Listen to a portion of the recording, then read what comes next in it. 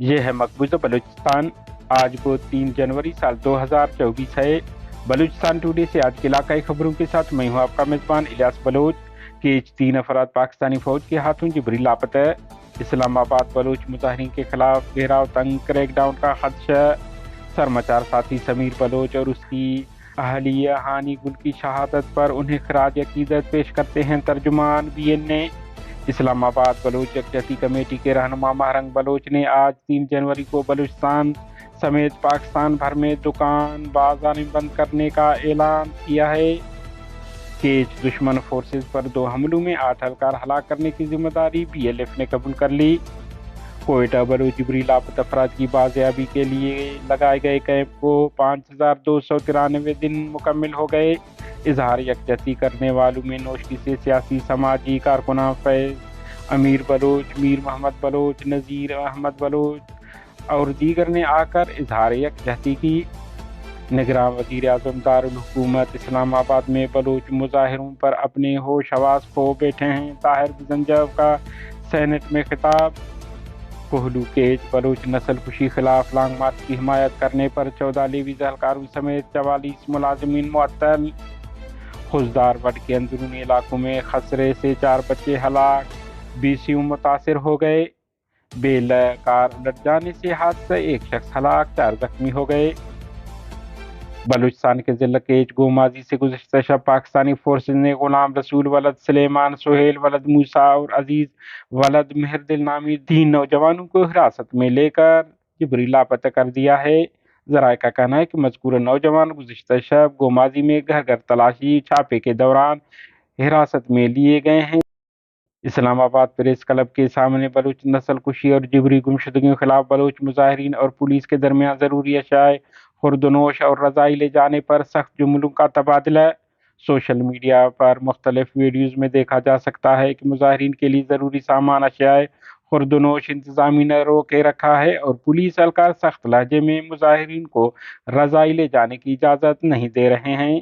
بلوچ یکجہتی کمیٹی رہنما اور دھرنے کو لیڈ کرنے والی ڈاکٹر مہرنگ بلوچ کے مطابق اسلام آباد پولیس انتظامیہ انہیں مختلف طریقوں سے ہراساں کر رہے ہیں، کھانے پینے کی فراہمی تک رکاوٹ پیدا کیے گئے ہیں۔ انہوں نے اس خدشے کا اظہار کیا کہ آج رات ان پر کریک ڈاؤن ہو سکتا ہے۔ امید کرتے ہیں انتظامیہ ان کے پرامن احتجاج کو نہیں روکے گا۔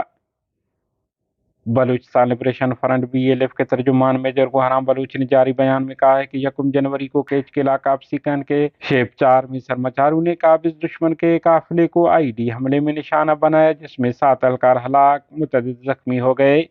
اس طرح BLF کے سرمچاروں نے دوسری کارروائی مند گوک میں رودان کوہ میں قائم قابض دشمن کے ایک چوکی کو سنائپر کے ذریعے نشانہ بنا کر کیا، جس میں دشمن فوج کا 1 اہلکار موقع پر ہلاک جبکہ 2 زخمی ہو گئے۔ ان حملوں کے بعد دشمن کی جنگی ہیلی کاپٹر جائے وقوع پر گشت کرتے رہے اور بعد میں اپنے اہلکاروں کی نعشیں اٹھا کر چلے گئے۔ بلوچستان لبریشن فرنٹ ان دونوں حملوں کی ذمہ داری قبول کرتی ہے اور عہد کرتی ہے کہ بلوچستان کی آزادی تک قابض پاکستانی فوج اور ریاست کے تمام مفادات پر سرمچاروں کے حملے جاری رہیں گے۔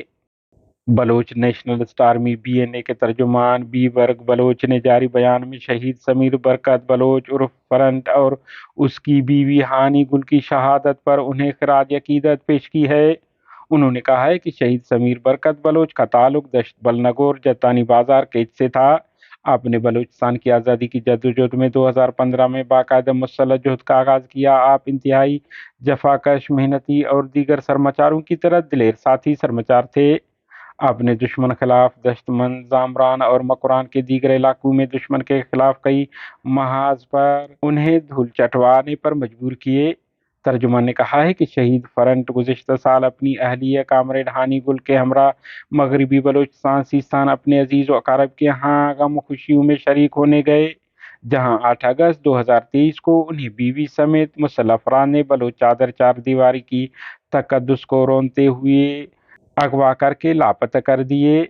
اس طرح 19 اگست 2023 کو مغربی بلوچستان سراوان اور خاش کے درمیانی دیہات گوش سے دونوں کی تشدد اور مسخ شدہ نعشیں ملیں، جنہیں انتہائی دردناک طریقے سے شہید کیا گیا تھا۔